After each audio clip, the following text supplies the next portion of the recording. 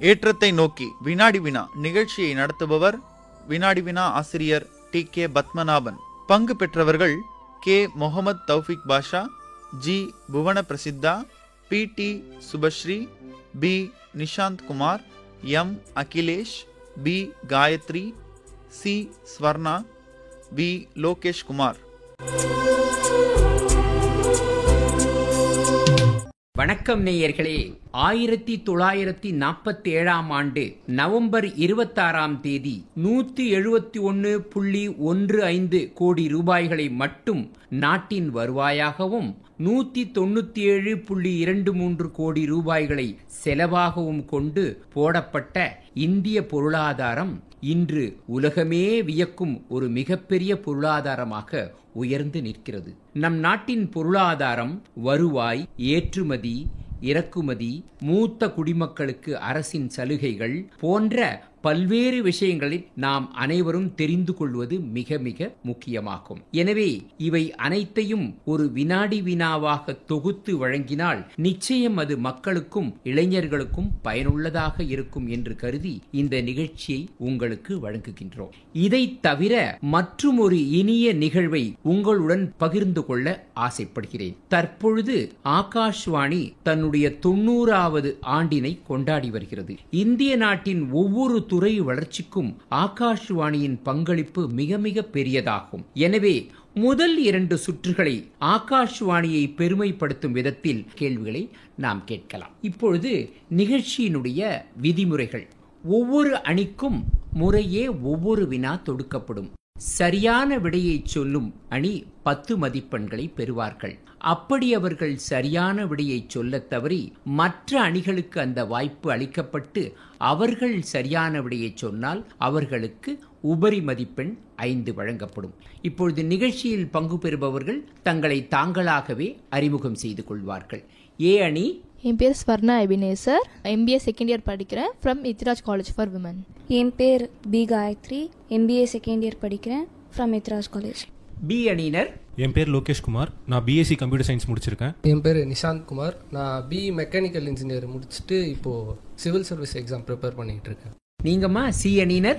Sir, என் பேர் புவன பிரசித்தா, நான் BE aeronautical engineering முடிச்சுட்டு இப்போது 2 இயர்ஸாக சிவில் சர்வீஸ்க்கு தான் ப்ரிப்பேர் பண்ணிட்டு இருக்கேன். Very good, very good.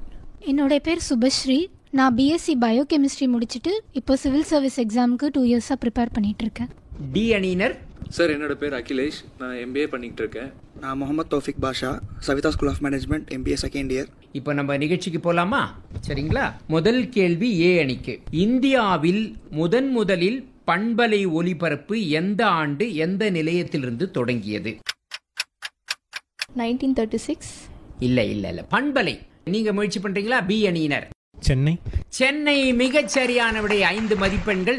1977 ஆண்டு ஜூலை மாதம் 23 தேதி சென்னை வானொலி நிலையத்தில் இருந்து தான் முதலில் பண்பலை ஒலிபரப்பு துவங்கியது.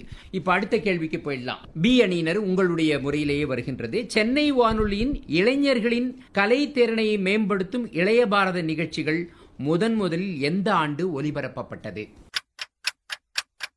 1999. இல்லை தவறான விடை. நீங்கள் சி அணியினர். 1983. தவறான விடை. நீங்கள் டி அணியினர். 1987. இல்லை. நீங்கள் ஏ அணியினர். 1956. இல்லை, தவறான விடை. நான் கரெக்டான விடையை சொல்றேன். 1970 ஆண்டு ஏப்ரல் மாதம் 5 நாள் இளைய பாரத நிகழ்ச்சிகள் சென்னை வானொலி நிலையத்திலிருந்து ஒலிபரப்ப துவங்கின.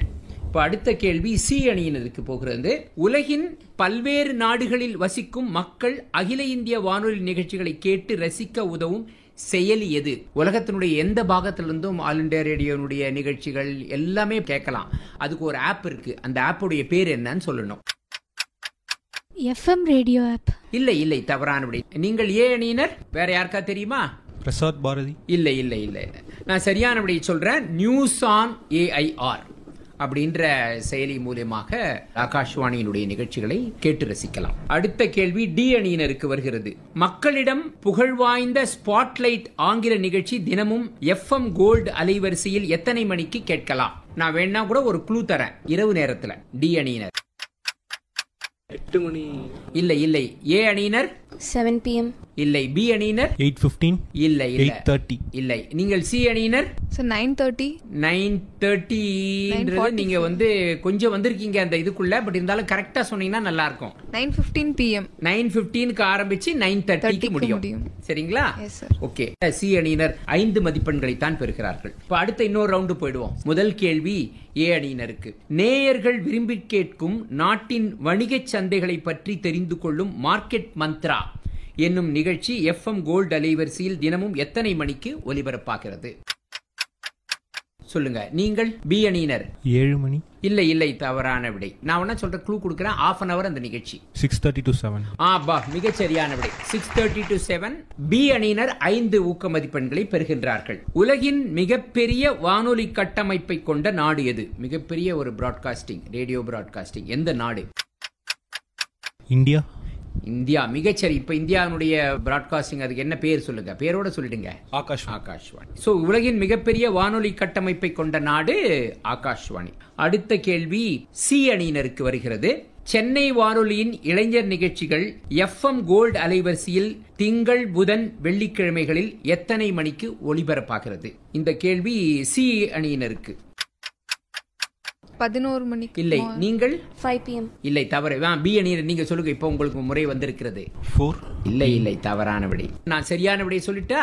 FM கோல்ட் அலைவரிசையில் 100.1 மெகாஹெர்ட்ஸில் மாலை 7:10 முதல் 7:45 வரை இளைஞர் நிகழ்ச்சிகள் ஒளிபரப்பாகின்றன. இப்ப அடுத்தது டி அணிக்கு. அகில இந்திய வானொலி என்ற பெயர் மாற்றம் 1936ஆம் ஆண்டு ஜூன் மாதம் 8ஆம் தேதியில் நிகழ்ந்தது. எந்த பழைய பெயரிலிருந்து இவ்வாறு பெயர் மாற்றம் செய்யப்பட்டது? ஆகாஷ்வாணி. இல்ல இல்ல. சி அணியினர் சார் IBSS சொல்லிட்டு. IBSS இல்ல, ஓரளவுக்கு கிட்டத்தட்ட சொல்லிருக்கீங்க. அவங்களுக்கு ஒரு 5 மதிப்பெண் கொடுங்க. சி அணியினருக்கு ஒரு 5 மதிப்பெண் தரலாம். நான் சரியான விடையை சொல்றேன். Indian state broadcasting service. இப்போ நம்ம பொருளாதாரம் பற்றிய கேள்விகளுக்கு போலாமா? இது முதல் சுற்று. இந்த சுற்று வந்து விரிவாக்கம். முதல் கேள்வி வந்து ஏ அணிக்கு. NBFC இதனுடைய விரிவு என்ன? Non-banking financial corporations. எக்ஸலன்ட். மிகச் சரியாக சொல்லியிருக்கிறார். ஏ அணியினர் முதல் கேள்வி 10 மதிப்பெண்களை பெறுகிறார்கள். நான் பேங்கிங் ஃபைனான்ஸ் கார்பரேஷன். அடுத்த கேள்வி பி அணிக்கு. KCC இதன் விரிவு என்ன? நான் பேர் சொல்லி KC நீங்க ட்ரை பண்ணுங்க. நான் குழு கொடுக்கணும், நீங்க ட்ரை பண்ணுங்க. Kisan credit card. Kisan credit card. மிகச் சரியா சொல்லிருக்கீங்க. அவர்களுக்கு நம்முடைய கரவொலியை பரிசாக தாருங்கள். கிசான் கிரெடிட் கார்டு மிக அழகாக சொல்லியிருக்கிறார். விவசாயிகளின் நலன் சம்பந்தப்பட்டதாகும். இப்போ அடுத்த கேள்விக்கு போலாமா? NPCL இதனுடைய விரிவு என்ன? இந்த கேள்வி வந்து சி அணிக்கு. National payment corporation of India limited. மிகச் சரியான விடை. சி அணியினர் அழகாக 10 மதிப்பெண்களையும் நம்முடைய பாராட்டுதல்களையும் பெறுகின்றார்கள். இப்ப அடுத்தது வந்து டி அணியினருக்கு. REER இதனுடைய விரிவு என்ன? எக்ஸ்பான்ஷன். REER. நான் வேணும்னா ஒரு க்ளூ தரேன். அதாவது இப்ப நம்ம டாலர் இண்டெக்ஸ்னு சொல்றோம் இல்லையா, அதே மாதிரி சம்பந்தப்பட்டதா இந்த REER. சொல்லுங்க ஏ அணியினர். Real effective exchange rate. Real effective exchange rate மிக அழகாக சொல்லியிருக்கிறார். ஏ அணியினர் 5 ஊக்க மதிப்பெண்களை பெறுகின்றார்கள். ரூபாய் குறியீட்டு எண்ணாகும். இந்த குறியீட்டு எண் 100க்கு மேல் போனால் இந்தியா ரூபாய் அதனுடைய போட்டித்தன்மையை இழந்ததாக கருதப்படும். அதாவது ஏற்றுமதி என்பது மிகவும் லாபமற்றதாகவும் போய்விடும். இப்போ அடுத்த சுற்று வந்து பிப்ரவரி மாசம் ஒரு நிதிநிலை அறிக்கையை சமர்ப்பித்தாங்க இல்லையா பாராளுமன்றத்தில். 25-26ஆம் ஆண்டுக்கான நிதிநிலை அறிக்கையை மாண்புமிகு நிதியமைச்சர் அவர்கள் நிதிநிலை அறிக்கையை தாக்கல் செய்தார் இல்லையா. அதை பற்றிய முதல் கேள்வி ஏ அணிக்கு. இந்த ஆண்டு சமர்ப்பிக்கப்பட்ட நிதிநிலை அறிக்கையின்படி இந்தியாவின் மொத்த வருமானம் கடன்கள் இல்லாமல் எத்தனை கோடி ரூபாயாக நிர்ணயிக்கப்பட்டுள்ளது ஃபார் 25-26? 10.2 lakh crores. இல்ல இல்ல இல்ல இல்ல, நீங்க சொல்லுங்க. பி அணியினர் 11.11 lakh. இல்ல இல்ல இல்ல இல்ல இல்ல. நீங்கள் சி அணியினர் 244. இல்ல இல்லை. சரி, வேற யாருக்கா தெரியுமா? சரி, நான் சொல்லிடுறேன். 34.96 லட்சம் கோடிகள். இதே போன்று இந்த ஆண்டின் மொத்த செலவீனம் 50.6 லட்சம் கோடிகள். அதோட கடனையும் சேர்த்து செலவீனம் 50.6 லட்சம் கோடிகளாக நிர்ணயிக்கப்பட்டுள்ளது. இதுல யாருக்கும் மார்க் இல்ல. அடுத்த கேள்வி பி அணியினருக்கு போலாம். 12 லட்சம் ரூபாய்க்கு மேல் வருமானம் உள்ளவர்களுக்கு வருமான வரி கணக்கிடும் பொழுது முதல் எத்தனை லட்சம் ரூபாய்களுக்கு வருமான வரி விலக்கு அளிக்கப்படுகிறது? இப்ப இந்த வருஷத்தினுடைய பட்ஜெட் பிரகாரம் 0 to 4 lakhs. மிகச்சரியான விடை 0 to 4 lakhs. பி அணியினர் 10 முழு மதிப்பெண்களை பெறுகின்றார்கள். சரிங்களா? இப்ப அடுத்தது சி அணிக்கு போலாம். இந்த நிதிநிலை ஆண்டின் அதாவது 25-26 ஆண்டின் பற்றாக்குறை எத்தனை சதவீதமாக கணக்கிடப்பட்டுள்ளது? பற்றாக்குறை டெபிசிட் 4.4%. மிக மிக சரியான விடை. ரொம்ப அழகா சொல்லியிருக்கீங்க சி அணியினர். இப்பொழுது அடுத்த கேள்வி டி அணியினருக்கு. நீங்களும் அதை சொல்வீங்கன்னு எதிர்பார்க்கிறேன். இப்போ இந்த ஆண்டு இந்த 25-26 ஆண்டு முடிய இந்தியாவினுடைய ஜிடிபி எனப்படும் மொத்த வருவாய் இல்லையா, ஜிடிபி, அது எவ்வளவு ரூபாயாக கணக்கிடப்பட்டுள்ளது? ப்ரொஜெக்டட் ஃபிகர், ஜிடிபியினுடைய ப்ரொஜெக்டட் ஃபிகர் எவ்வளோ லட்சம் கோடிகள் சொல்லுங்க. $9 billion. இல்ல இல்ல இல்ல இல்ல இந்திய ரூபாயில சொல்லுங்க. நீங்க சொல்லுங்க. 243 lakhs. இல்ல இல்ல இல்ல இல்ல இல்ல 6.4. இல்ல இல்ல இல்ல இல்ல எத்தனை லட்சம் கோடி ரூபாய்கள்? 27 லட்சம். இல்ல இல்ல இல்ல நான் சரியான விடையை சொல்றேன். 356.97 லட்சம் கோடிகளாக நிர்ணயிக்கப்பட்டுள்ளது. சரிங்களா? ஜிடிபியினுடைய அப்சல்யூட் வேல்யூ. இதுல யாருக்கும் மதிப்பெண் இல்ல. இப்ப நம்ம அடுத்த சுற்று போறதுக்கு முன்னாடி நீங்க எவ்வளவு ஸ்கோர் வாங்கியிருக்கீங்கன்னு பாத்துருவோமா? 4 ரவுண்ட்ஸ் முடிஞ்சிருச்சு. இப்ப டீம் ஏ ஓட ஸ்கோர் பாத்தீங்கன்னா 15, team B 40, team C 30, team D no points. Team B லீடிங்ல இருக்காங்க. அடுத்த நம்ம சுற்றுக்கு போலாமா? இந்த சுற்று அதாவது 4 விடைகள் சொல்லுவேன். அந்த 4 விடைகள்ல ஒரு விடை சரியான விடையா இருக்கும். அந்த விடை என்ன விடைன்றதை நீங்க கண்டுபிடிக்கணும். இப்ப இதுல என்னன்னாக்கா ஸ்கோர்ல மட்டும் ஒரு சின்ன சேஞ்ச் இருக்கும். முதல்ல நான் சொல்லும் பொழுது 4 விடைகள்ல சரியான விடை நீங்க சொன்னீங்கன்னா 10 மதிப்பெண்கள் உங்களுக்கு கொடுத்துருவேன். சப்போஸ் நீங்க சரியா சொல்லலன்னா நீங்க தவறா சொன்ன விடை நீக்கப்பட்டு அடுத்தவருக்கு அந்த வாய்ப்பு அளிக்கப்படும். அவங்க அதை சரியான விடையை சொன்னாங்கன்னாக்கா அவங்களுக்கு 7 மதிப்பெண்கள் தரப்படும். அவங்களும் சரியான விடையை சொல்லனா அதுல இருந்து அந்த தவறான விடையை எடுத்து பாக்கி இருக்கிற 2 விடைகளை சரியான விடை சொன்னாங்கன்னாக்கா மூன்றாவது சொல்லுகின்ற அணி 4 மதிப்பெண்கள், 7ல இருந்து 3 கழிச்சா 4 மதிப்பெண்கள் பெறுவார்கள். இப்ப முதல் கேள்வி ஏ அணிக்கு. நல்லா கேளுங்க. மார்ச் 7ஆம் தேதி 2025 ஆண்டுப்படி விவசாயிகளின் மேம்பாட்டிற்கு உதவும் ஜன்தன் அக்கவுண்ட்ஸ் மொத்தம் எத்தனை உள்ளது? ஏ 32.14 கோடிகள், பி 28.10 கோடிகள், சி 44.37 கோடிகள், டி 55.02 கோடிகள். Option C. ஆப்ஷன் சி 44.37 கோடிகள். அது தவறான விடையாகும். இப்ப வாய்ப்பு பி அணியினருக்கு போறது. பாக்கி உங்களுக்கு 3 ஆன்சர் இருக்கு. 32.14, 28.1, 55.02. 55 மிகச் சரியான விடை. பி அணியினர் 7 மதிப்பெண்களை பெறுகின்றார்கள். இப்போ அடுத்த கேள்வி பி அணியினருக்கு அவர்கள் முறையிலேயே வருகிறது. நல்ல கேளுங்க.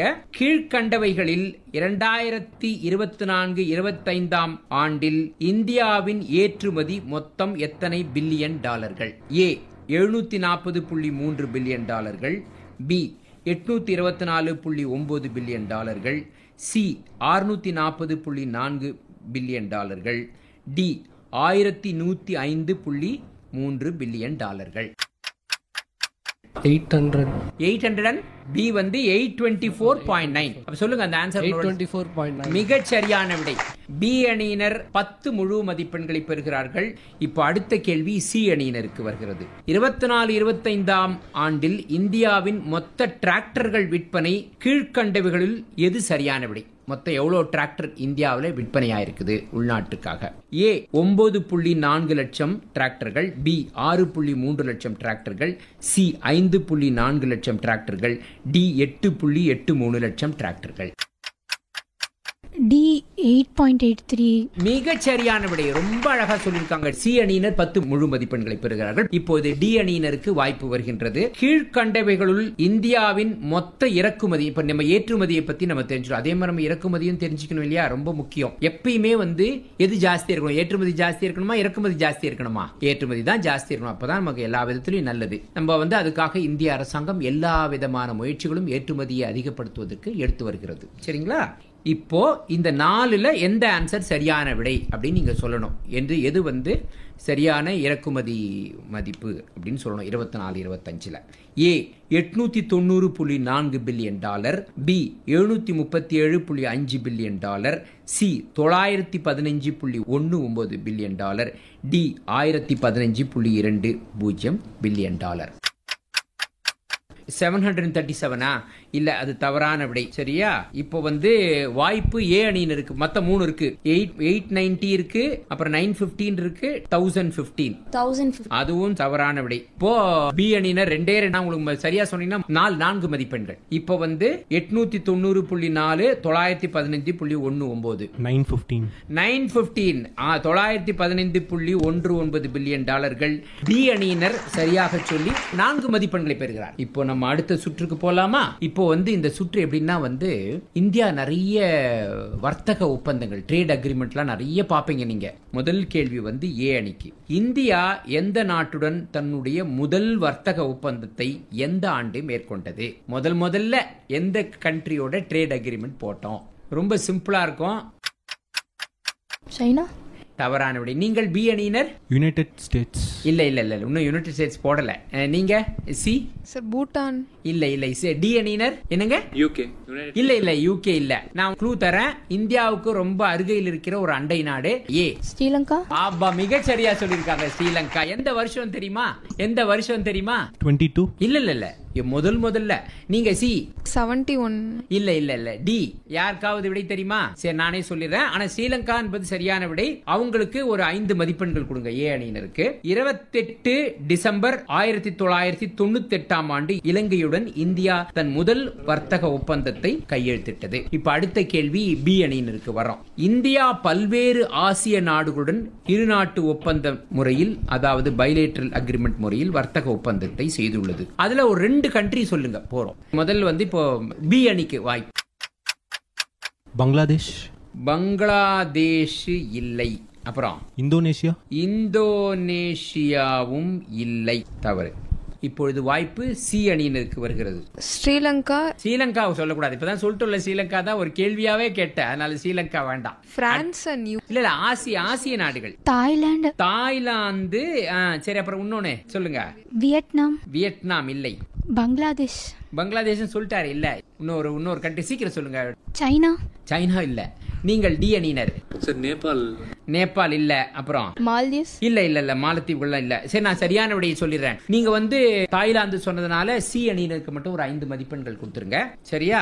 சரி, நான் சொல்லிருப்பேன் எந்தெந்த கண்ட்ரியோட எந்தெந்த வருஷம் போட்டதுன்னு சொல்லிடுறேன். ஆப்கானிஸ்தானம் 2013, ஜப்பான் 2011, சிங்கப்பூர் 2005, தென்கொரியா 2009, ஸ்ரீலங்கா அப்கோர்ஸ் 1998, தாய்லாந்து 2003, ஐக்கிய அரபு நாடுகள். அடுத்த கேள்வி சி அணியினருக்கு. சமீபத்தில் எந்த நாட்டுடன் வர்த்தக ஒப்பந்தம் கையெழுத்தானது? யூகே. நல்லா உறக்க சொல்லுங்களேன். United kingdom. ரொம்ப அழகா சொல்லிருக்கீங்க.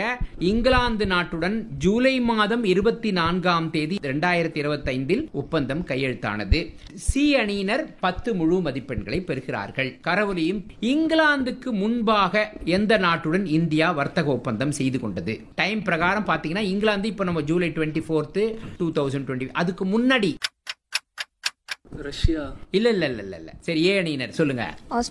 ஆஸ்திரேலியா மிகச் சரியான விடை. Australia 2 April 2022. அந்த தேதி பிரகாரம் கரெக்டா சொல்லிருக்கீங்க நீங்க. ஆக்சுவலா இதுக்கு முன்னாடினாக்கா 2 ஏப்ரல் 2022 ஆஸ்திரேலியா. ஒரு 2 மாசத்துக்கு முன்னாடி 18 பிப்ரவரி 2022ல யுனைடெட் அரப் எமிரேட்ஸோட பண்ணிருக்கோம், ஐக்கிய அரபு நாடுகளோட. ஏ அணியினர் ஊக்க மதிப்பெண்கள் 5 பெறுகிறார். இப்ப நம்ம ஒரு ஆடியோ ரவுண்டு போறோம். உங்களுக்கு ஒரு ஆடியோ பிளே பண்ணுவோம். அது யாருடைய வாய்ஸ், இந்த வாய்ஸை வச்சு யாருன்னு கண்டுபிடிக்கணும். சரிங்களா? இப்போ முதல் கேள்வி ஏ அணிக்கு. இந்த வாய்ஸ் கேளுங்கம்மா. It is not a matter of concern as of now. I think it has become one of the viruses. Hopefully, it should stay like that. The conflict that we had was, or a skirmish or whatever, you may call it, that had a very, very limited, negligible impact on economic activity. Yes, it did have some impact for those days, especially in northern India, airports being closed, air passenger traffic, did certainly, decrease. இப்போ நீங்க வந்து இந்திய நாட்டினுடைய மிக மிக ஒரு முக்கியமான முடிவுகளை எடுக்கக்கூடிய ஒரு நிறுவனம், அதனுடைய தலைவர். அதாவது எப்படி இந்திய நாட்டினுடைய வட்டி விகிதங்கள்லாம் அவங்க தான் தீர்மானிக்கிறாங்க. யாருன்னு சொல்லுங்க பார்க்கலாம். ஆர்பிஐ கவர்னரா? அவர் பேர் சொல்லுங்க. ஆனந்த்ரா. அவர் பேர் சொல்லணும். ஆர்பிஐ கவர்னர்ன்றது கரெக்ட் சொல்லிட்டீங்க. ஆனா பேர் சொல்ல இல்ல தாஸ் இல்ல முந்தினவரு. நீங்கள் பி அணியினர். மிக சரியான விடை. சரி, இப்ப 2 பேருக்கும் தலா 5 மார்க்குகள் கொடுத்துருங்க. ஏ அணியினருக்கு 5 மதிப்பெண்கள், பி அணியினருக்கு 5 மதிப்பெண்கள். இந்திய ரிசர்வ் வங்கியின் தற்போதைய கவர்னர் திரு சஞ்சய் மல்ஹோத்ரா. அடுத்த வாய்ஸ் கேட்போம். இது வந்து பி அணியினருக்கு. Facilitate short-term loans for 7.7 crore farmers, fishermen and dairy farmers. The loan limit under modified interest subvention scheme will be enhanced from 3 lakh rupees to 5 lakh rupees for loans taken through the KCC. Madam Nirmala Sitharaman. சொல்லுங்க, அவங்க என்ன இருக்காங்க சொல்லுங்க. Honourable finance minister of India. Very good, very good. ரொம்ப ரொம்ப கரெக்டாக சொல்லியிருக்கீங்க. B அணியினர் 10 முழு மதிப்பெண்களை பெறுகிறார்கள். இந்திய நிதித்துறை அமைச்சர் திருமதி நிர்மலா சீதாராமன் அவருடைய குரலைத்தான் கேட்டீர்கள். இப்போ சி அணியினருக்கு நீங்க கேளுங்க இந்த வாய்ஸை. देश का पहला एक्सप्रेस हाईवे बनाने का सौभाग्य मुझे मिला तो मैं मुंबई और पुणे के बीच में हाईवे की टेस्ट कर रहा था तो मैं गाड़ी में बैठा था और उस समय वहां के L&T के और हिंदुस्तान कंस्ट्रक्शन के दोनों मालिक पीछे बैठे थे. दोनों के पैकेज थे और मैंने उनको कहा था कि 140 किलोमीटर स्पीड पर मैं थर्मास से चाय निकालूंगा और चाय पीऊंगा और एक भी बूंद अगर. நீங்க சொல்லுங்க இப்போ சி அணியினருக்கு இந்த கேள்வி. சொல்லுங்க சி அணியினர் சொல்லுங்க. அமித்ஷாவா? இல்ல இல்ல இல்ல இல்ல, நீங்கள் டி அணியினர். நிதின் கட்கரி. நிதின் கட்கரி, மிக அழகா சொல்லிருக்கீங்க. Super super. டி அணியினர் 5 மதிப்பெண்களை பெறுகிறார்கள்மா. அடுத்தது டி அணியினருக்கு அவர்கள் முறையிலேயே வருகிறது இன்னொரு voice. It is a very heartening achievement for the government and for the economy, especially it's the efforts of people like you more than the government that gave us the 7.2% real GDP growth in FY23 following the 9.1% in FY22. In fact, some of you may know that the India's GDP growth estimates are presented 6 times. The final estimate for FY23 will actually be with us in January-February 2026. And my expectation and belief is that when the final number for FY23 is frozen in March and February 26, the number will be more than 7.2%. D அணியினர். சசி தரூரா. இல்ல இல்ல, ஏ அணியினர். ராகுல் காந்தி. இல்ல இல்ல இல்ல, minister of state finance. இல்ல இல்ல இல்ல, மந்திரி கிடையாது அவரு. நீங்கள் C Ajay Seth, finance secretary of India. இல்ல இல்ல இல்ல இல்ல இல்ல, ஆனா வந்து அவர் வந்து ஒரு மிக மிக ஒரு உயர்ந்த பதவியில் இருக்காரு. பொருளாதார செபி கவர்னர். இல்ல இல்ல இல்ல இல்ல இல்ல, தவறு. இப்போ மறுபடியும் டீல இருந்து ஆரம்பிக்கலாம். அவர் பொருளாதாரத்துறை சம்பந்தப்பட்ட ஒரு மிக மிக உயர்ந்த பதவியில் இருப்பவர். இன்னொரு க்ளூ தரேன், அவர் தமிழ்நாட்டை சேர்ந்தவர். சிதம்பரம். இல்ல இல்ல இல்ல, அவர் வாய்ஸ் இல்ல. B sir Anand Nagesh. அப்பா super super super. Anand Nageswaran, chief economic adviser. Excellent. B அணியினர் 5 மதிப்பெண்களை பெறுகின்றார்கள்.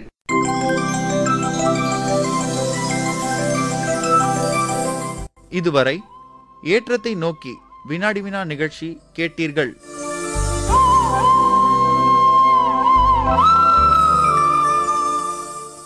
இப்போ நம்ம வந்து ஒரு ஆடியோ ரவுண்டு போகிறோம். உங்களுக்கு வந்து ஒரு ஆடியோ ப்ளே பண்ணுவோம். அது யாருடைய வாய்ஸ், இந்த வாய்ஸை வச்சு யாருன்னு கண்டுபிடிக்கணும். சரிங்களா? இப்போ முதல் கேள்வி ஏ அணிக்கு. இந்த வாய்ஸ் கேளுங்கம்மா. It is not a matter of concern as of now. I think it has become one of the viruses. Hopefully, it should stay like that. The conflict that we had was, or a skirmish or whatever you may call it, that had a very, very limited, negligible impact on economic activity. Yes, it did have some impact for those days, especially in northern India, airports being closed, air passenger traffic, did certainly, decrease. இப்போ நீங்க வந்து இந்திய நாட்டினுடைய மிக மிக ஒரு முக்கியமான முடிவுகளை எடுக்கக்கூடிய ஒரு நிறுவனம், அதனுடைய தலைவர். அதாவது எப்படி இந்திய நாட்டினுடைய வட்டி விகிதங்கள்லாம் அவங்க தான் தீர்மானிக்கிறாங்க. யாருன்னு சொல்லுங்க பார்க்கலாம். ஆர்பிஐ கவர்னரா? அவர் பேர் சொல்லுங்க. ஆனந்த்ரா. அவர் பேர் சொல்லணும். ஆர்பிஐ கவர்னர்ன்றது கரெக்ட் சொல்லிட்டீங்க. ஆனா பேர் சொல்ல இல்ல தாஸ் இல்ல முந்தினவரு. நீங்கள் பி அணியினர். மிகச் சரியான விடை. சரி, இப்ப 2 பேருக்கும் தலா 5 மார்க்குகள் கொடுத்துருங்க. ஏ அணியினருக்கு 5 மதிப்பெண்கள், பி அணியினருக்கு 5 மதிப்பெண்கள். இந்திய ரிசர்வ் வங்கியின் தற்போதைய கவர்னர் திரு சஞ்சய் மல்ஹோத்ரா. அடுத்த வாய்ஸ் கேட்போம். இது வந்து பி அணியினருக்கு. Facilitate short-term loans for 7.7 crore farmers, fishermen and dairy farmers. The loan limit under modified interest subvention scheme will be enhanced from 3 lakh rupees to 5 lakh rupees for loans taken through the KCC. Madam Nirmala Sitharaman. சொல்லுங்க, அவங்க என்ன இருக்காங்க சொல்லுங்க. Honourable finance minister of India. Very good, very good. ரொம்ப ரொம்ப கரெக்டா சொல்லியிருக்கீங்க. B அணியினர் 10 முழு மதிப்பெண்களை பெறுகிறார்கள். இந்திய நிதித்துறை அமைச்சர் திருமதி நிர்மலா சீதாராமன் அவருடைய கொலைத்தான் கேட்டீர்கள். இப்ப சி அணியினருக்கு நீங்க கேளுங்க இந்த வாய்ஸ.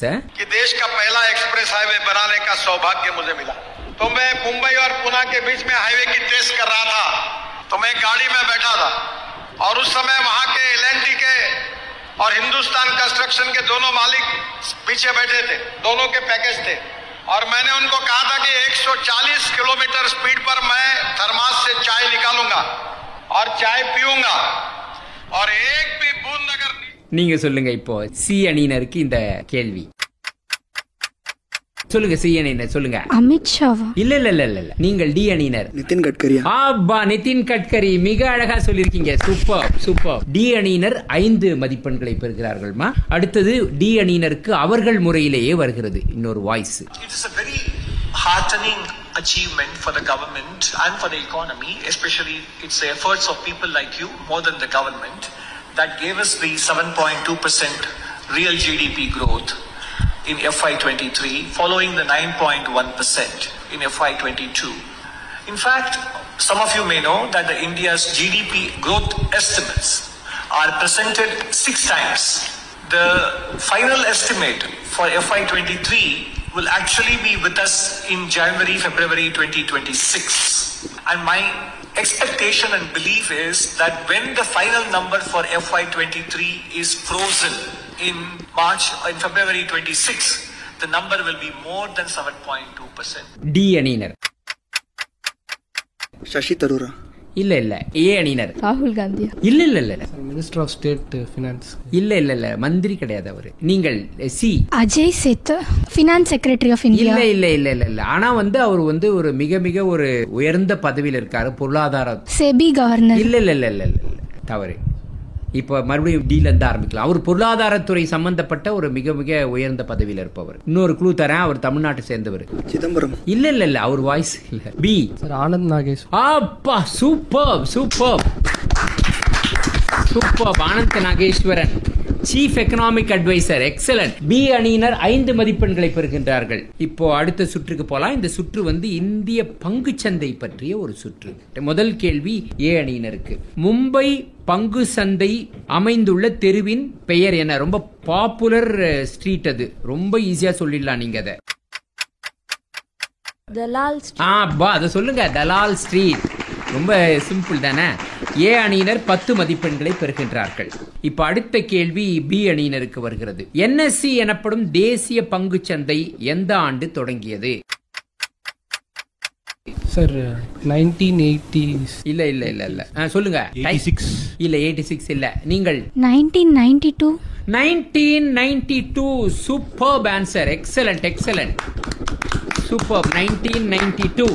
அதாவது 1992ஆம் ஆண்டு நிறுவப்பட்டு 1994ஆம் ஆண்டு வர்த்தகத்தை தொடங்கியது என்எஸ்சி. ரொம்ப அழகா சொல்லியிருக்காங்க. சி அணியினர் 5 ஊக்க மதிப்பெண்களை பெறுகின்றார்கள். அடுத்த கேள்வி அவர்கள் முறையிலேயே சி அணிக்கு வருகிறது. சென்செக்ஸ் என்று அழைக்கப்படும் மும்பை பங்கு சந்தை எந்த ஆண்டு தொடங்கப்பட்டது?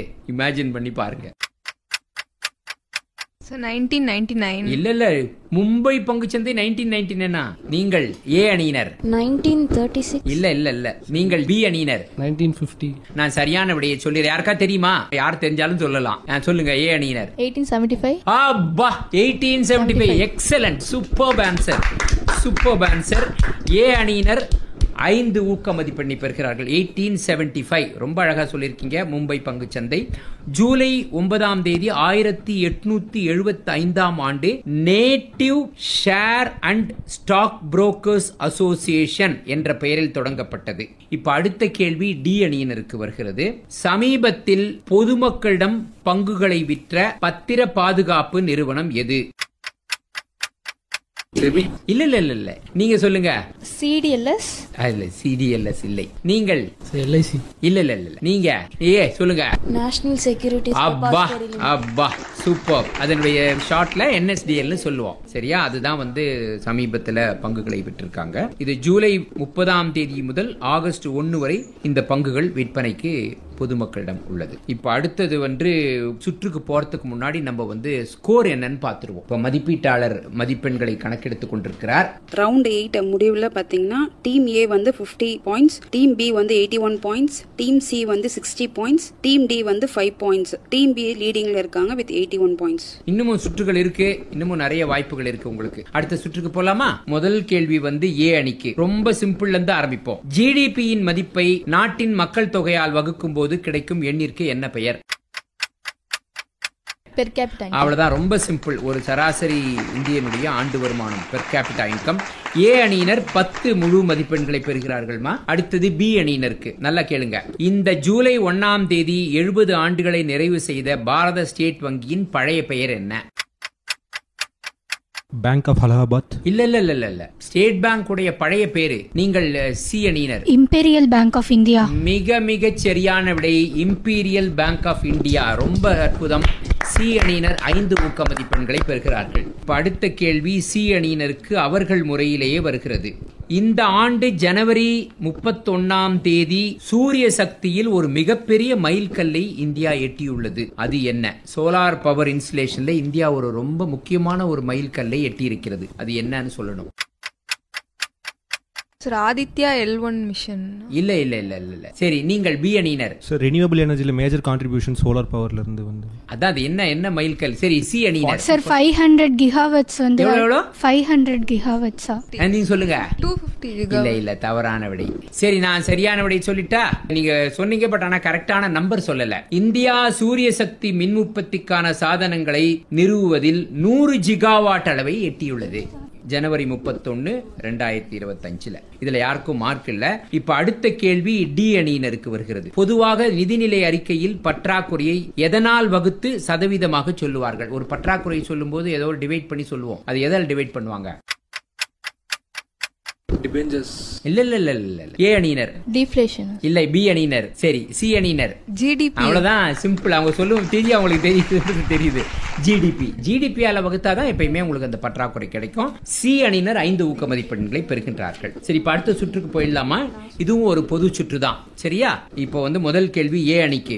சில்லறை பணவீக்கத்தை தேசிய புள்ளியியல் அலுவலகம் வெளியிடுகிறது. அதாவது நேஷனல் ஸ்டாட்டிஸ்டிக்கல் ஆபீஸ் தான் வந்து ரீட்டைல் இன்ஃப்ளேஷனை சொல்றாங்க. நாட்டினுடைய மொத்த விற்பனை பணவீக்க குறியீட்டை, அதாவது ஹோல்சேல் பிரைஸ் இண்டெக்ஸ், WPI சொல்லுவாங்க, அடிக்கடி வரும். அதை வெளியிடுறது யாரு? Ministry of consumer. Ministry of consumer. இல்ல கன்சியூமர் கிடையாது. நீங்க சொல்லுங்க. கிட்ட வந்தீங்க. Household. இல்ல தவறு. சி அணியினர்.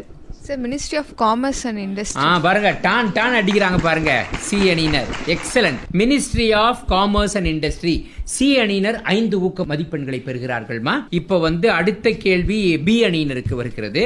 மத்திய அரசின் தற்பொழுது உள்ள கடன் ஜிடிபியில் 57.1% மொத்த கடனை 50% குறைக்க எந்த ஆண்டு இலக்கு நிர்ணயிக்கப்பட்டுள்ளது? 2030. 2030 தவறு. நீங்கள் 2035. 2035 தவறு. சி 2028. இல்ல இல்ல இல்ல இல்ல, நீங்க இன்னொரு வாட்டி ட்ரை பண்றீங்களா? 2047. 2037. இல்ல டி டி ஏ 2027.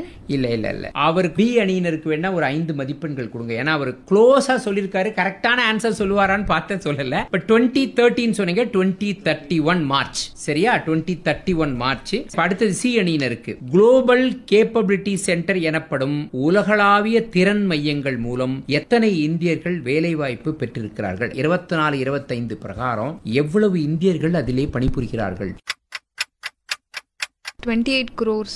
இல்ல இல்ல இல்ல இல்ல, நீங்கள் டி அணியினர் 1.5 crores. இல்ல இல்ல இல்ல, நீங்க பி 2 crores. இல்ல இல்ல, அவ்வளவுலாம் கிடையாது. நான் சொல்றேன். இப்போ சுமார் 18 லட்சம் பேர் வந்து 24-25 படி குளோபல் கேப்பபிலிட்டி சென்டர்ஸ்ல இந்தியா முழுக்க பணியில இருக்கிறாங்க. இந்த வருஷம் அது 20 லட்சமா உயர்வதற்கான வாய்ப்புகள் இருக்கு. சரி, இப்போ நீங்க எல்லாம் ஒரு நம்பர் சொன்னீங்க, நான் ஜிசிசில எவ்வளவு இருக்கும்போது. இப்போ இது வந்து எல்லாருக்கும் தெரிஞ்சது. இந்திய தகவல் தொழில்நுட்ப துறையில் ஐடில இந்தியா முழுக்க மொத்தம் எத்தனை பேர் பணிபுரிகிறார்கள்? ஏ அணியினர் 80 lakhs. 80 lakhs இல்லை. B 60 lakhs.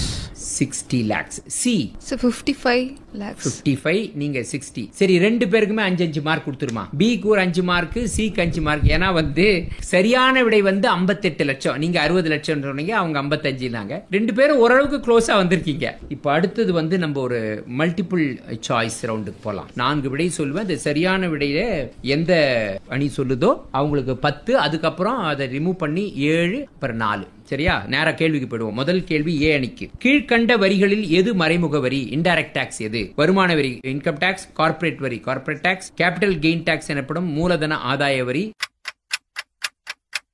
GST. அவ்வளவுதான், ரொம்ப ரொம்ப சிம்பிள். ஜிஎஸ்டி மறைமுக வரி. 10 மதிப்பெண்கள் ஏ அணியினர் பெறுகின்றார்கள். அடுத்தது பி அணிக்கு. நல்லா கேளுங்க. வங்கிகளில் வைக்கப்படும் வைப்பு தொகைக்கு, பிக்ஸட் டெபாசிட் தற்போது மிக அதிகமாக எவ்வளவு ரூபாய்க்கு காப்பீடு செய்யப்படுகிறது? ஏ 2.5 லட்சம், பி 4 லட்சம், சி 5 லட்சம், டி 7 லட்சம். 5 lakhs. அவ்வளவுதான், ரொம்ப simple. 5 lakhs.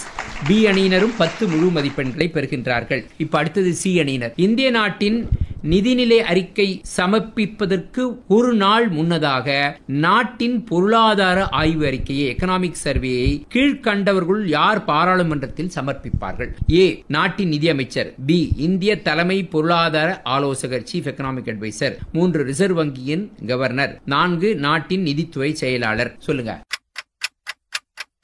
Chief economic adviser. Chief economic adviser. ரொம்ப அழகா சொல்லியிருக்கீங்க. 10 முழு மதிப்பெண்கள் சி அணியினருக்கு. கீழ்கண்ட நாடுகளில் எந்த நாட்டிலிருந்து இந்தியா மிக அதிகமாக தங்கத்தை இறக்குமதி செய்கிறது? ஐக்கிய அரபு நாடுகள், சுவிட்சர்லாந்து, தென் அமெரிக்கா, அமெரிக்க ஐக்கிய நாடுகள். யுஏஇ இல்லை, தவறான விடை. அதை விட கொஞ்சம் ஜாஸ்தி இருக்குது. முதல்ல நம்ம இருங்க, யுஏஇ எடுத்துனப்போ. இப்ப சொல்லுங்க. ஏ அணியினர் சுவிட்சர்லாந்து சரியான விடை. அவங்களுக்கு 7 மதிப்பெண்கள் கொடுத்துருங்க. ஏ அணியினர் 7 மதிப்பெண்களை பெறுகிறார்கள். இப்ப திருப்பி நம்ம அடுத்தது ஒரு ஆடியோ ரவுண்டுக்கு போலாமா? முதல் ஆடியோ ஏ அணிக்கு. இவர் யாருன்னு சொல்லணும். அதாவது எனக்கு தெரிஞ்சு ட்ரேட்ல, இண்டஸ்ட்ரீஸ்ல நிறைய பேருக்கு விருது கொடுக்கப்பட்டது. ட்ரேட்ல அதுதான் முதல் தரமா இருக்கலாம் நான் நினைக்கிறேன். அதுக்கப்புறம் பத்மபூஷன் விருது இப்போ 2025 கொடுத்தாரு. மிகப்பெரிய பாக்கியமாக கருதுகிறேன். இது மொத்த பெருமையும் வந்து என்னுடன் பணிபுரியும் என் தொழிலாளர்களுக்கும், அதே மாதிரி சிறந்த முறையில் புது டிசைன்கள் நல்ல குவாலிட்டியில் இந்த சேலைகள் உற்பத்தி கொடுத்த நெசவாளர்களுக்கும் நான் சமர்ப்பிக்கிறேன். அவங்க தான் இதுக்கு உரியவங்க. எனக்கு இந்த பாக்கியத்தை கொடுத்தவங்க அவங்களுக்கு தான். அவங்களுக்கு மீண்டும் இதன் சார்பாக இந்த தலைவனுக்கு என்னுடைய நன்றி தெரிவிச்சுக்கிறேன். யார் இவர்? யாரு இவர்? சமீபத்தில் பத்மபூஷன் விருது வாங்கினாரு. ஏ அணி. பி அணியினர். சி அணியினர் நல்லி குப்புசாமி. அவதான் நல்லி குப்புசாமி அவர்கள் மிக அழகா சொல்லியிருக்காங்க. சி அணியினர் 5 ஊக்க மதிப்பெண்களை பெறுகிறார்கள். அடுத்தது பி அணியினருக்கு ஒரு வாய்ஸ் வருது, கேளுங்க. Area for concern for India in this FTA, whereas we have got 99% plus preferential access, in most cases zero duty access for the exports that we do to the United Kingdom. So zero compromise, extensive benefit. It makes for a phenomenal free trade agreement, a historic agreement which will not only support export of goods and services but will also bring a stable, predictable. Piyush Goyal. அவ்வளவுதான். பியூஷ் கோயல் ரொம்ப என்னவா இருக்காரு அவரு? Minister of commerce, trade and commerce. சரியான விடை. 10 முழு மதிப்பெண்கள் B அணியினருக்கு.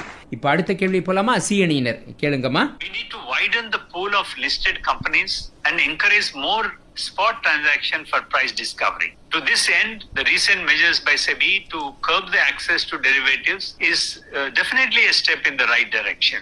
Second, we must devise mechanisms so that private placement gives way to more open offers. Third, யார் வாய்ஸ் இது சொல்லுங்க, ட்ரை பண்ணுங்க. SEBI chairman. செபி சேர்மன் கிடையாது, நல்லா யோசிச்சு சொல்லுங்க. அஜய் சேதா. இல்ல இல்ல இல்ல இல்ல இல்ல செபி சேர்மன் இல்ல. நீங்க சொல்லுங்க, கஷ்டம் தான் அது. இந்தியாவினுடைய ஒரு மிக பெரிய வங்கியினுடைய தலைவர் பேர் சொன்னீங்கன்னா நல்லா இருக்கும். சரி, டி அணியினர். டி சஞ்சய் மல்ஹோத்ரா. இல்ல இல்ல சஞ்சய் மல்ஹோத்ரா ரிசர்வ் பேங்க். அது முன்னாடியே கேட்டு வந்துச்சே வாய்ஸ். நான் சரியான விடையை சொல்லிடுறேன். அவர் வந்து பாரத ஸ்டேட் வங்கியினுடைய சேர்மன் திரு செல்ல Srinivasulu.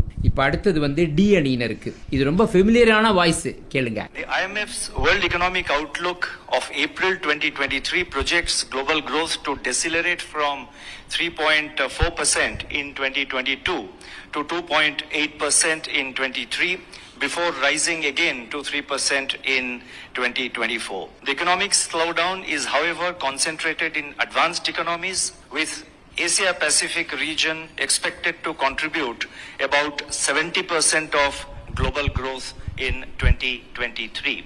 And according to the same estimates, India will contribute about 15% to global growth in the current year.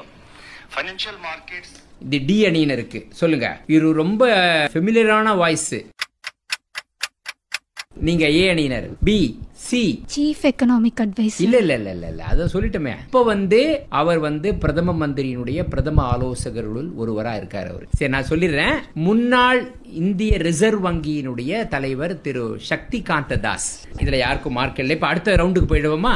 இப்ப நம்ம அடுத்த ரவுண்டு போறதுக்கு முன்னாடி நீங்க இது என்ன ஸ்கோர் வாங்கிருக்கீங்கன்னு பாத்துடலாம். ரவுண்ட் 12 ஓட முடிவுல டீம் ஏ வந்து 77 பாயிண்ட்ஸ் வாங்கியிருக்காங்க, டீம் பி வந்து 111 பாயிண்ட்ஸ் வாங்கியிருக்காங்க, டீம் சி வந்து 95 பாயிண்ட்ஸ், டீம் டி வந்து 5 பாயிண்ட்ஸ், டீம் பி 111 பாயிண்ட்ஸ். அவங்க தான் லீடிங்ல இருக்காங்க. சரி, இப்ப முதல்ல கேள்வி வந்து ஏ அணிக்கு.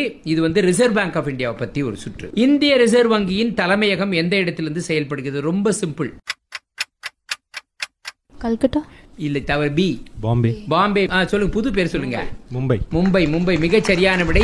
பி அணியினர் 5 மதிப்பெண்களை பெறுகிறார்கள். அடுத்த கேள்வி பி அணியினருக்கு அவர்கள் முறையிலேயே வருகிறது. இப்ப இந்த ஃபாரெக்ஸ் ரிசர்வ், அந்நிய செலாவணி கையிருப்புன்னு அடிக்கடி வந்துகிட்டே இருக்கும் பேப்பர்ல. இது வரைக்கும் மேக்சிமத்தை எவ்வளவா இருந்தது? மேக்சிமம் அந்நிய செலாவணி எவ்வளவு வரைக்கும் ரீச் ஆச்சு அப்படின்றத நீங்க சொல்லணும். இது எந்த அளவுக்கு அதிகமா போச்சு, வருஷம்லாம் சொல்ல தேவையில்ல, எந்த நம்பரை ரீச் பண்ணிச்சுன்னு சொன்னா போறோம். பி அணியினர் சொல்லுங்க. 800 பில்லியன். 800 போல, 800 டச் பண்ணல. சி 725. இல்ல இல்ல இல்ல. நீங்கள் டி அணியினர். 345. இல்ல இல்ல இல்ல. ஏ 680. இல்ல இல்ல இல்ல இல்ல. 650 பில்லியன். இல்ல இல்ல இல்ல. நான் சரியான விடை சொல்லிடுறேன். 704.89 பில்லியன் டியூரிங் செப்டம்பர் 24. பட் இப்ப கொஞ்சம் கொஞ்சமா கிட்ட போறது. பட் இருந்தாலும் 704 ரீச் ஆகல. சமீபத்தில் ஜூலை 4 2025 $699.74 பில்லியன் இருந்தது. பட் மேக்ஸிமம் வந்து 704 தான் செப்டம்பர் 24ல. சரி, இப்ப அடுத்த கேள்வி சி அணியினுக்கு போலாம். நல்லா கேளுங்க. 24-25 ஆண்டிற்கான ஈவுத்தொகையாக எத்தனை கோடி ரூபாயை மத்திய அரசிடம் மத்திய ரிசர்வ் வங்கி வழங்கும்? 24-25க்கான டிவிடெண்ட் அனௌன்ஸ் பண்ணிட்டாங்க ரிசர்வ் பேங்க். அவங்க வந்து இந்திய அரசாங்கத்திட்ட கொடுப்பாங்க. அது எவ்வளவு ரூபாய் அப்படின்னு சொல்லணும். நீங்க சொல்லுங்க. நீங்கள் டி, ஏ 50 lakh crores. 50 lakh crore-ஆ? ஒரு மொத்தத்துடைய இதுவே வந்துடுது. இந்தியாவுடைய மொத்த பட்ஜெட்னுடைய செலவினமே வந்துடுது. நீங்கள் பி 133. இல்ல இல்ல இல்ல இல்ல இல்ல. நீங்க 300 crores. இல்ல இல்ல இல்ல வேணாம், நானே கரெக்டா சொல்லிடுறேன். 300 crores-ஆ? இல்ல இல்ல, நான் கரெக்டா சொல்லிடுறேன். 2.69 trillion, அதாவது 2.69 லட்சம் கோடிகள், 2.69 லட்சம் கோடிகள் ஈவுத்தொகையாக அரசாங்கம். 2.6 லட்சம் கோடின்றது ஒரு பெரிய நம்பர் தான். அது வந்து ஈவுத்தொகையாக மத்திய அரசாங்கம் 24-25க்காக கொடுக்கறாங்க. இப்ப அடுத்தது வந்து டி. இந்திய ரிசர்வ் வங்கி எத்தனாவது ஆண்டு விழாவினை கொண்டாடி வருகிறது? சார் ஆக்சுவலாக வந்து இட்ஸ் 1935. நம்பர் மட்டும் சொல்லுங்க, சமீபத்தில் கொண்டாடி முடிச்சாங்க அந்த மாதிரி. சார் 90 இயர்ஸ், அவ்வளவுதான். 90 இயர்ஸ் மிக சரியான விடை. 90வது ஆண்டு விழாவை கொண்டாடி வருகிறது. அவங்களுக்கு வந்து 5 ஊக்க மதிப்பெண் கொடுத்துருங்க. இப்ப அடுத்தது ஒரு ரவுண்டு ஃபாஸ்டா போலாமா? எகெயின் ஒரு நிதிநிலை அறிக்கை பற்றிய ஒரு கேள்வியாகும். அதாவது 25-26ஆம் ஆண்டுக்கான நிதிநிலை அறிக்கையில் எத்தனை கோடி ரூபாய்கள் நாட்டின் கட்டுமான பணிகளுக்காக ஒதுக்கப்பட்டுள்ளது?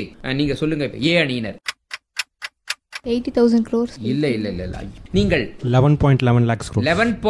11 lakh crore. 11 lakhs. அவங்களுக்கு வந்து 10 மதிப்பெண்கள் கொடுத்துருங்க. ஆனா ஒரு சின்ன திருத்தம், 11.21 lakhs. இன்ஃப்ராஸ்ட்ரக்சர்ல நம்ம இன்வெஸ்ட் பண்ணா தான் நம்ம நாட்டினுடைய ஜிடிபி வளரும். இப்ப அடுத்தது வந்து பி அணிக்கு 2025-26ஆம் ஆண்டிற்கான நிதிநிலை அறிக்கையின்படி இந்த ஆண்டின் மொத்த உள்நாட்டு உற்பத்தி எத்தனை சதவீதமாக கணிக்கப்பட்டுள்ளது? இந்த வருஷம் போட்ட பட்ஜெட்ல எவ்வளவு ஜிடிபி, நாமினல் ஜிடிபி அப்படின்னு சொல்லுவோம், அந்த பர்சன்டேஜ்ல எவ்வளவு நாமினல் ஜிடிபியா அவங்க கணக்கு பண்ணிருக்காங்க?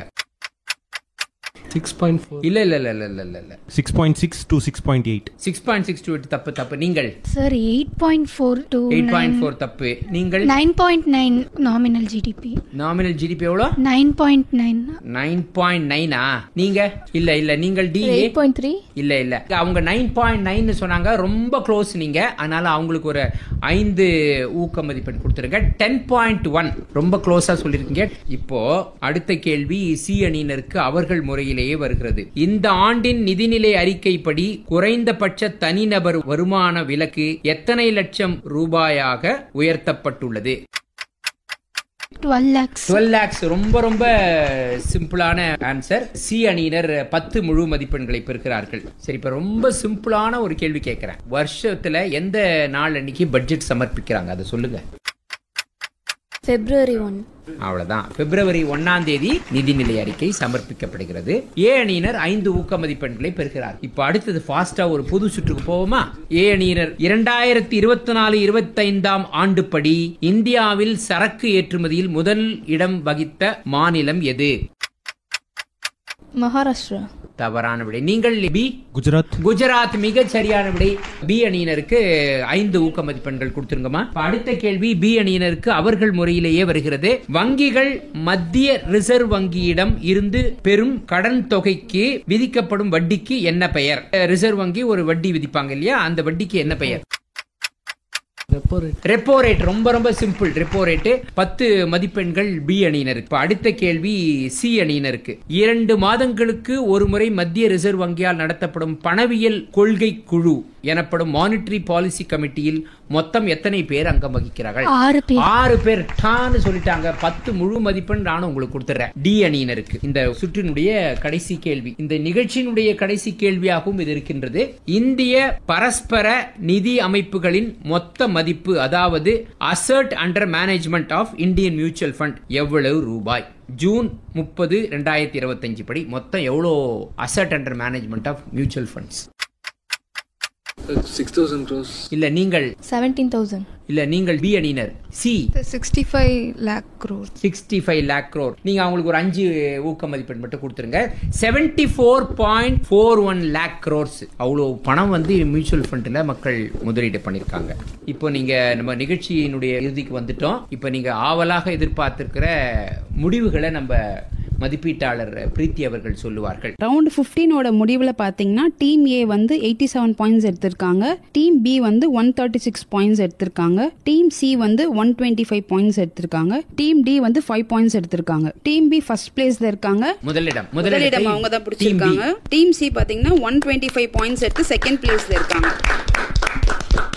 டீம் ஏ வந்து 87 பாயிண்ட்ஸ் எடுத்து தேர்ட் பிளேஸ்ல இருக்காங்க. எல்லாருமே ரொம்ப நல்ல ஆன்சர் பண்ணீங்க. ரொம்ப கடுமையாக தான் இருந்தது போட்டி. 125 மதிப்பெண்கள் எடுத்த நம்முடைய 2வது இடத்தை பிடித்த சி அணியினரும் நம்முடைய பாராட்டுதல்களை பெறுகின்றார்கள். நிகழ்ச்சியில் ஆர்வத்தோடு பங்கு பெற்ற உங்கள் அனைவருக்கும் நெஞ்சார்ந்த நன்றிகள், வாழ்த்துக்கள்.